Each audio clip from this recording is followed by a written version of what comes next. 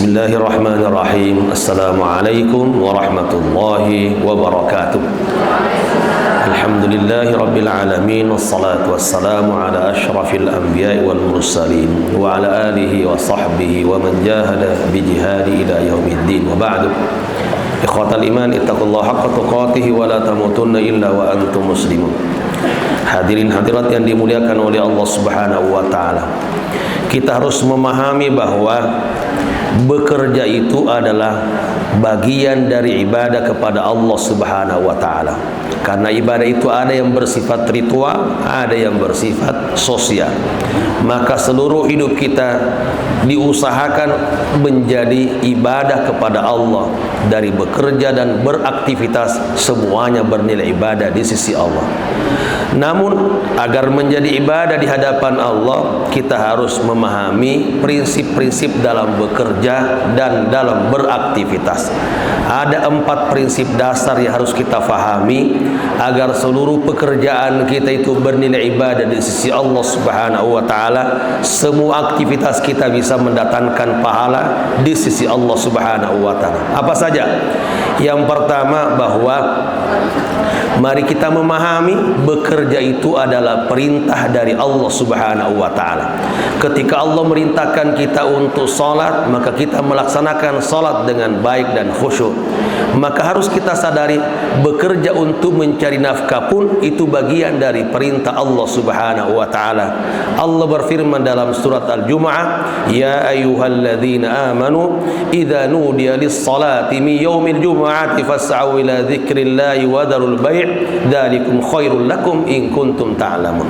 Wahai orang-orang beriman, apabila kalian diseru untuk melaksanakan salat Jumat, maka bersegeralah menuju masjid untuk melaksanakan salat Jumat dan berzikir kepada Allah Subhanahu wa taala.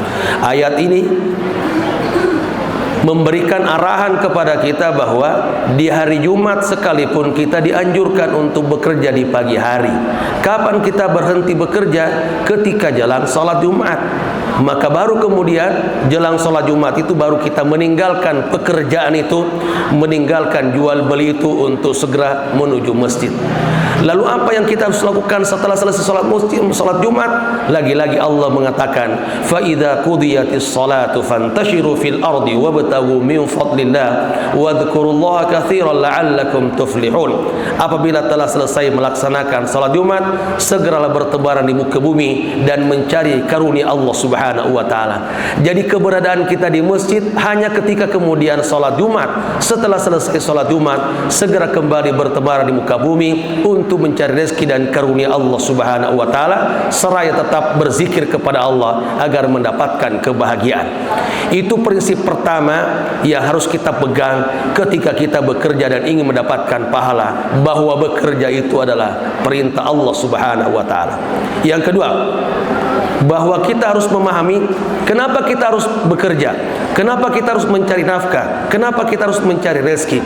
Allah pun sebutkan tujuan bekerja dan mencari rezeki dalam surat Al-Qasas ayat 77. Allah berfirman, "Wabtaghi fima ataka Allahu daral akhirah wa la tansa nasibaka minad dunya wa ahsin kama ahsanallahu ilaika wa la tabghil fasada fil ard innallaha la yuhibbul mufsidin." Tuntutlah, carilah apa yang Allah berikan kepada kalian untuk kebahagiaan akhirat.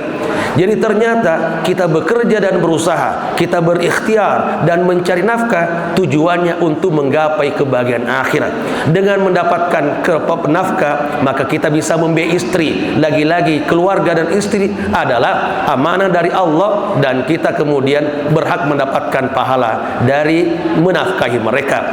Dengan kita bekerja mendapatkan uang, bisa berangkat umroh, bisa berangkat haji, bisa kemudian bersedekah, bisa kemudian dipakai berjuang di jalan Allah Subhanahu wa taala. Jadi tujuan bekerja bukan semata untuk mencari kebahagiaan dunia, popularitas dunia, tetapi tujuannya adalah untuk mendapatkan kebahagiaan akhirat. Yang ketiga, dasar-dasar dalam bekerja itu kita harus menghindari yang namanya syubhat. Syubhat apalagi haram. Semua yang bersifat syubhat, yang abu-abu, yang tidak jelas, maka harus dihindari. Karena itu bisa kemudian menjadikan usaha kita mendapatkan pahala tidak diterima di sisi Allah Subhanahu wa taala.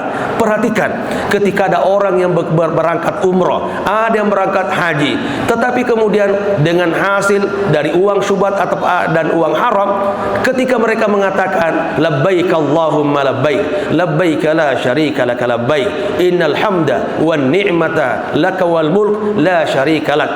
Allah pun berseru bahwa la labbaika wala sa'daik, tidak ada selamat datang kepadamu, tidak ada kebahagiaan bagimu. Mengapa? Karena uang dipakai untuk umroh adalah uang syubhat, uang haram. Uang yang digunakan untuk umroh adalah uang syubhat, uang haram. Maka Allah mengatakan tidak ada selamat datang kepadamu, tidak ada pengampunan untukmu, karena semua yang kau gunakan adalah sesuatu yang bersifat haram. Demikian juga ketika kita berzikir kepada Allah di tengah-tengah padang pasir, berzikir di bawah terik matahari yang sangat panas, kita khusyuk berzikir kepada Allah. Allah katakan kepada malaikatnya dan disampaikan kepada kita, bagaimana mungkin kau diterima doanya padahal makanan kamu adalah makanan yang haram, maka baju kamu adalah baju yang haram, demikian juga minuman kamu adalah minuman haram.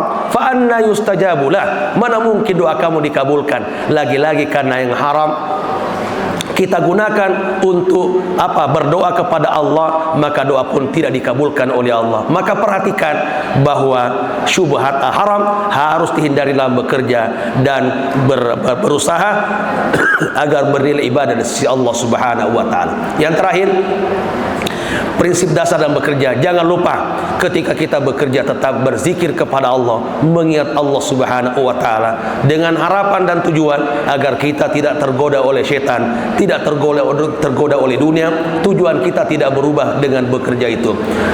Maka kita dianjurkan untuk terus berzikir dan berzikir kepada Allah Subhanahu wa taala. Mudah-mudahan dengan begitu seluruh aktivitas kita, pekerjaan kita, baik yang bersifat dunia maupun yang kelihatannya bersifat ukhrawi, semuanya bernilai ibadah di sisi Allah Subhanahu wa taala.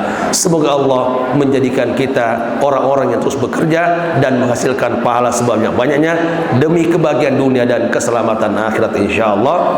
Wassalamualaikum warahmatullahi wabarakatuh.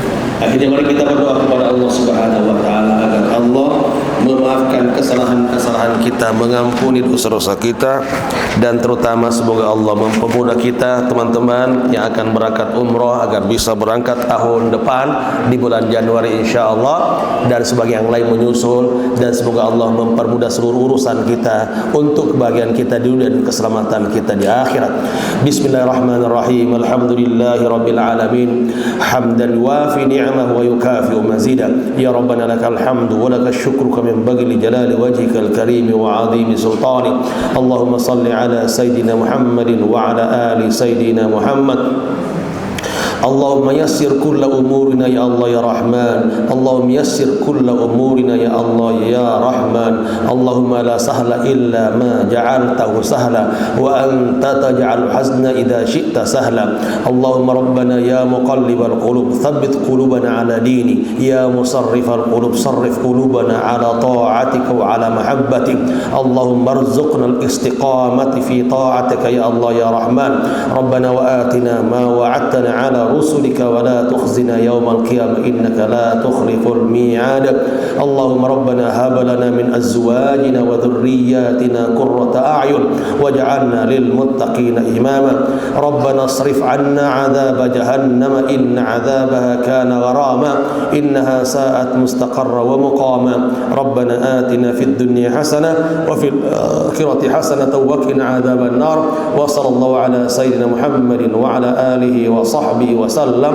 سبحان ربك رب العزة عما يصفون وسلام على المرسلين والحمد لله رب العالمين.